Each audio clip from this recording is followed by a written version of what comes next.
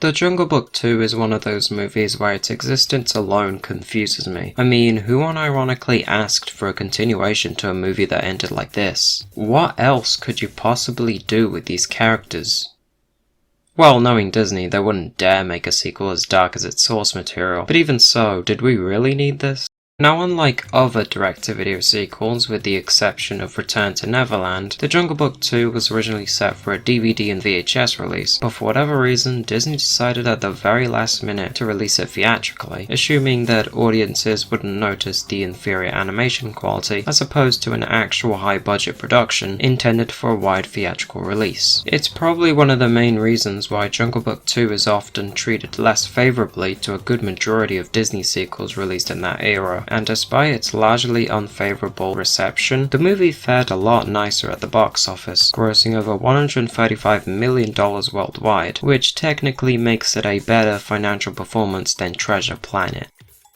This is the world we live in. But weirdly enough, France got the Jungle Book 2 at least 9 days ahead of North America, and it wasn't until June of that year where the film was released on home video, the format it was originally intended for. The movie also got a high-def Blu-ray transfer in 2014, and the two leading reasons for why I don't own it. In contrast to most sequels, Jungle Book 2 was one of the very few I remember actually enjoying. Remember when Disney was on Netflix? Yeah, it's been a while, but that's how I was exposed to the film. It was also where I saw Fox and the Hound too, but we don't speak of that shit. As far as my memory goes, Jungle Book 2 was good enough for 10-year-old me. Fast forward years later and I finally got around to rewatching, and it was fine? Yeah, I'm not sure what I was on, but it took well over 8 months for me to correct that. The Jungle Book 2 is a flawed continuation of the 1967 animated classic, and for whatever reason, I'm not too annoyed by its existence. I just feel indifferent about it, and I think I know why. The original Jungle Book was never my thing to begin with. I've seen it a few times now, and the best I could say is that the music is really good. Bare Necessities and Ooby-Doo are certified bangers, and if I was asked to pick my favorite, I would choose King Louie's music number over Baloo's. I am not sorry. Outside of that, however, the Jungle Book was mostly meh. I even began to lose interest 50 minutes in because of how slowly paced it suddenly got. And to speak of pacing, it's one of the few things the sequel did better. Well, sorta. To begin, The Jungle Book 2 takes place following the events of the previous film, in which Mowgli now resides in the man village with a loving family, and he still isn't wearing clothes. But despite enjoying his place at the village, Mowgli still yearns for the exciting jungle life he previously had, and after almost leading the other children past the river, he gets punished by the village leader. You are confined to your room without dinner. I beg your pardon? Meanwhile, Baloo is struggling to get over Mowgli's absence and wishes to see him again, but Bagheera forbids him because of Shere Khan's return, and he sneaks past anyway. He visits Mowgli and immediately snatches him from the village because that is definitely something Baloo would have done after understanding Mowgli's situation in the original. And can someone tell me what Shere Khan is even doing here? I thought he hated humans, and I know that he's in the village purely to kill Mowgli as revenge for what happened last time, but you know, this is Shere Khan we're talking about, and as limited as my knowledge on the Jungle Book lore goes, I'm pretty sure that Shere Khan is a lot smarter than this. But anyways, this leads to a great search among the villagers in a desperate attempt to find not just Mowgli, but Shanti and Ranjan too. And for those of you asking who's Shanti, she's the girl who originally led Mowgli into the man village, and they've since become friends. You could also technically say she's Mowgli's love interest, but the interactions they have on screen don't really seem that way to me. As repetitive as it may sound, the story is quite simply another same plot sequel type of deal, where instead of actually going forward with its own story, it rehashes the original with a very similar structure, in addition to the lack of new ideas that actually benefit the film, in exchange for a number of pointless callbacks that do nothing for the story, other than simply going, hey, remember this? I'm not against the idea of having references, but if you're going to include them, at least do it in a way that doesn't directly interfere with other aspects of the film. They sing Bare Necessities at least 3 different times, with the first being sung by just Baloo himself, the second has Baloo and Mowgli singing along in the wake of their reunion, and the third being a nice reprise featuring Baloo, Mowgli and Shanti too. None of them are close to being bad, obviously, it's just that the only problem is that they take up a significant portion of the film's soundtrack. The sequel features a total of 9 songs, with Bare Necessities atrocities making up 1/3 of it, and the rest of the soundtrack isn't much better. Half the songs here were already present in the original, and they serve no other purpose than to simply nostalgia bait. Rather than naturally progressing the story, they come off as simply pointless. I get that it's a cheap direct-to-video sequel, but may I remind you, Lady and the Tramp 2 at least bothered having new tracks, instead of lazily repeating some of the old music, and when they did, they changed things up so that a new version could stand on its own. They don't do that here. Well, sorta. Anyone heard of Smash Mouth? Don't lie to me. You may know them for making iconic hits such as All Star and I'm a Believer, with the latter being a cover on a much older song of the same name performed by the Monkees. And speaking of covers, they made another one shortly after, with their take on King Louie's I Wanna Be Like You, which can only be heard during the film's credit sequence, and it's a really odd inclusion. The first few seconds consist of awkwardly remixed voice clips from the movie, and I'm not sure what to make of it. Just take a listen.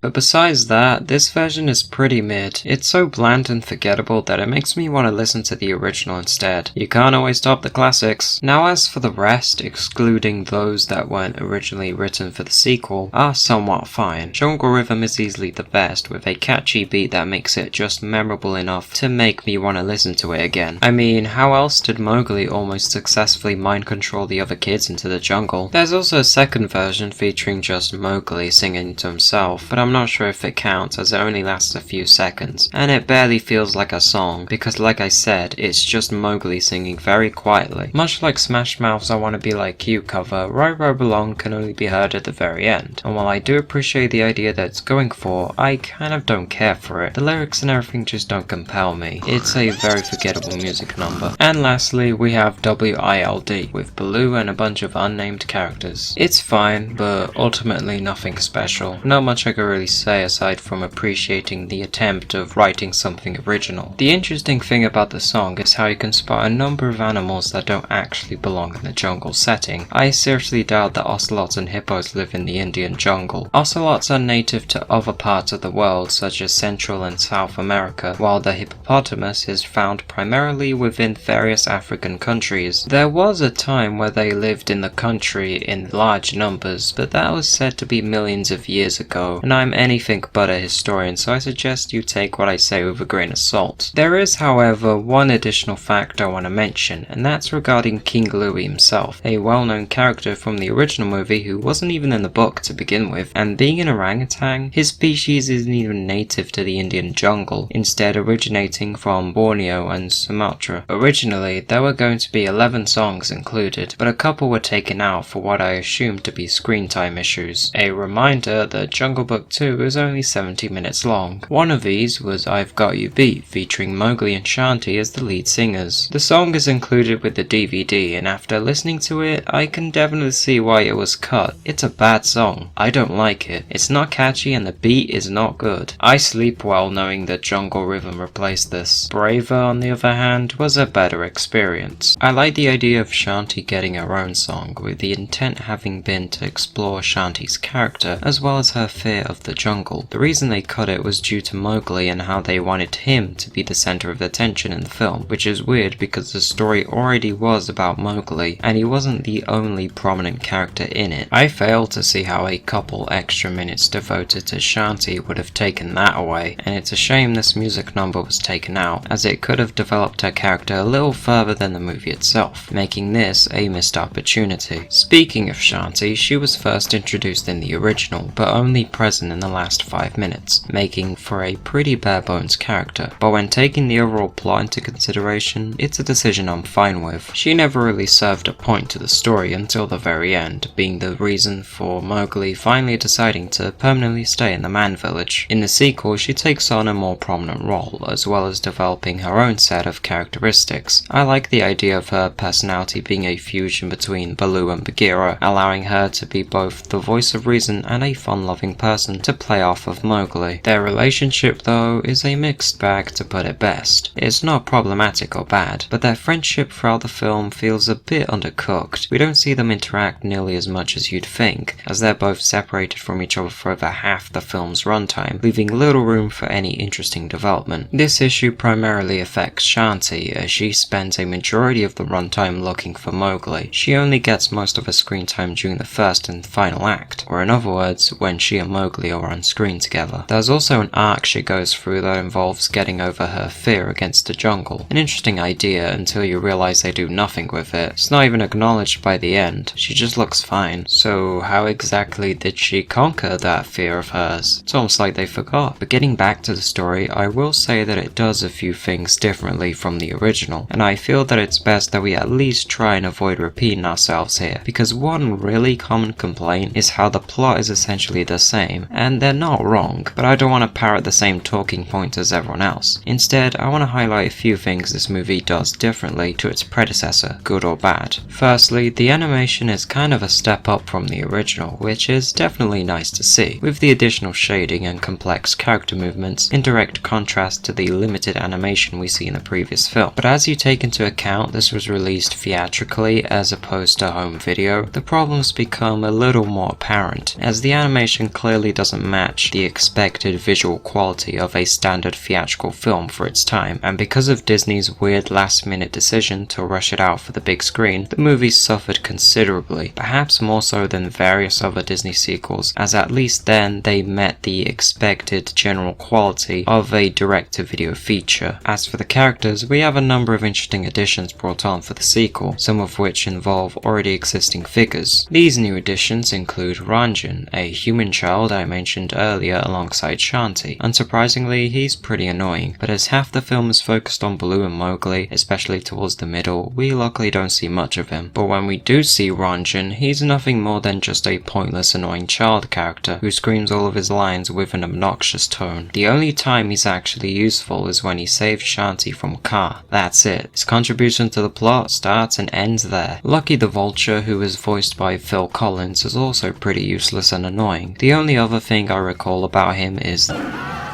but the problem with that is we later see him again in perfect shape as if nothing happened, and at this rate I won't even bother asking why, because I already know the reason. He also foolishly tells him of Mowgli's whereabouts, and wow does it feel unnaturally forced. They say he's headed downriver with a bear. You're a dumbass. The village leader, who happens to be Ranjan's father, is the leader of the man village. He also doesn't appear to have a name. There isn't much I could say about this guy. He's just the village leader who has a wife and 2 sons. And on top of that, he's the one who adopted Mowgli into his family after being found. And we also learn of his past experience with the jungle, which explains the rule forbidding anyone from crossing the river. This could have been a very interesting backstory to explore, but like Shanti, he too gets pushed to the side. Baloo and Bagheera mostly remain the same, with the latter playing a much smaller role in the story, while Baloo for some reason is a bit more blue than last time, with the addition of yellow eyes. I don't know why they did that, to be honest. It's a similar case with Kaa and Hearty Jr., 2 other characters who also changed colours. He's also voiced by John Goodman, aka the voice behind James P. Sullivan. You probably knew that already, but hey, I just wanted an excuse to mention it. For Shere Khan, I have to admit, he's probably way better here than he ever was in the original. Yeah, I said it. Not only does he have more screen time than before, but we also see him pose an active threat towards not just Mowgli, but the rest of the jungle too. He's also voiced by the late Tony Jay, making this his last reprising role as the character before his death in 2006, and as usual, he did a pretty good job. As with Mowgli, I'm kind of split. Haley Joel does a decent job at playing the character, and yes, he provided the voice of Sora in Kingdom Hearts. I already know that. Overall, I think Mowgli is a fine character, but he does have his moments, like when he starts complaining non-stop about the village and how everything is just work, work, work, and rules, rules, rules, which gets tiring very quickly. Rules, rules, rules, and rules, rules, rules. But I do like his relationship with Shanti and Baloo, especially with the two finally getting proper send-offs unlike last time, sorta. Yeah, this is practically nullified once the characters realize they can just see each other briefly without stepping into the man village. And if that was the case all along, then what was even the point? By now, you're likely aware of King Louie's absence in the sequel, and don't worry, there's a reason for that. His absence was actually the result of a legal dispute between Disney and the family of Louie Prima, the person who provided the original voice in the first film. After his death in 1978, Disney went on to continuously use the character in various media, with Jim Cummings serving as his vocal replacement. His widow Gia Prima, however, didn't like this and went on to sue the company while demanding royalties under the name of her dead husband. Both parties eventually settled, but the character itself would consequently be removed from all Disney media until after her death in 2013, in an effort to avoid any more legal trouble with the Prima family. Obviously that wasn't the full story, as I could only compress the necessary information into 100 words to avoid making this video any longer than it already is, but at least now you get the idea. Unsurprisingly, however, the sequel falls victim to the dreaded breakup cliche, and as expected, it's incredibly pointless and forced. The scene itself is barely a minute long, and has zero impact on the overall plot, and the build-up is so tedious. Mowgli gets mad at Baloo for scaring Shanti, despite